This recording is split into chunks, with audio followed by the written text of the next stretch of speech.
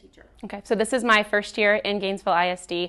After graduating from TWU in December, I taught half of a year in third grade in Forney, and then I moved to Denton where I had student taught, and I taught 7 years of fifth grade math and science and social studies and was a curriculum writer for the district for 7 years. And so now we're excited to be back home where both me and my husband grew up and went to school. I'm like a math and science person, and so when we moved back to Gainesville, I knew that I needed a role like in that sort of capacity. And so when the sixth grade math position opened up, I was so excited for the opportunity to take the skills that I've been teaching for 7 years in fifth grade and learn how they're built upon at the sixth grade level. So I teach 2 sections of on-level math for sixth grade currently, and then one of them is an advanced math class. And students last year in fifth grade were identified as students who would be eligible for an advanced course based on STAR scores and then student performance within the classroom.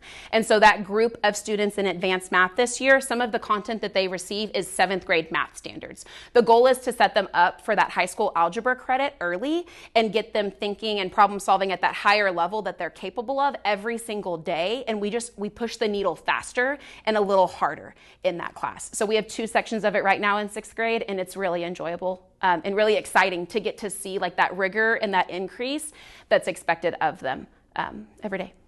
I really have always, for my entire career, focused on meeting the kids where they're at. We have a really diverse group of students, regardless of where you're at teaching-wise in the whole entire country.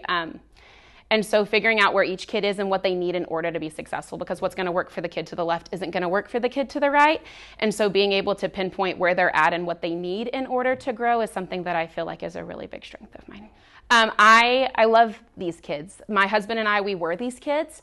And so just knowing that we were here in Gainesville, like I feel like I'm able to connect with them in a way that goes beyond the classroom. And I always try to remind them that I'm going to be one of their biggest fans, whether it's supporting our 6th grade football team that's in the playoffs currently, whether it's cheering them on 3 years from now when they're doing something with band or choir. Like I try to make them understand that I'm proud to be here with them. I'm proud of who they are. And yes, my job is to make them grow in math, but my job is to help them become a better human at the end of the day. And so I try to go beyond just the I'm your teacher, like I'm your biggest fan kind of thing.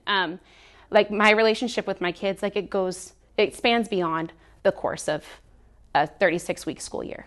So it's been really cool with having come from Gainesville. A lot of people that are still in the district were here in some sort of capacity when I was in school. So to get to work with them now as a coworker instead of like that different relationship as a student has been really cool, especially with the experience that they have from all of their years in education. There are a couple of coworkers that I have that I taught with in previous districts. So it's been kind of fun to reignite those friendships and get to work with them again within the school environment. And then I am really blessed with my little group of math and then my group of 6th grade teachers.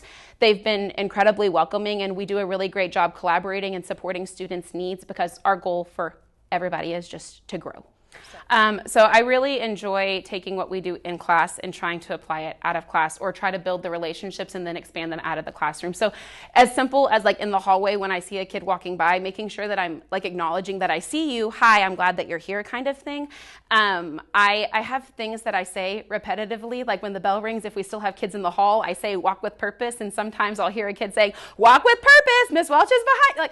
Like just trying to build that relationship and have them know that even when they're not in my room, like I see them and I care about them, and I'm going to hold them accountable whether they're in my room or outside of my room when it comes to meeting expectations.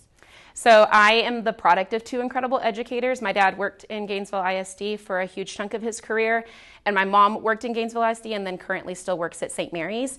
And if you know Coach Gherkin, like he never did anything without his whole heart. And so that really inspires a lot of what I do with my kids. And then my mom has always been a see a need, fill a need kind of person. And so both of those aspects of who they are and what they did to impact their kids really influenced me as I was growing up. I love these kids and I love Gainesville. And so when I come to work every day, I've always thought about I'm building better humans. I'm building better humans. Like, yes, you're going to grow in math, but you've got to become a good human.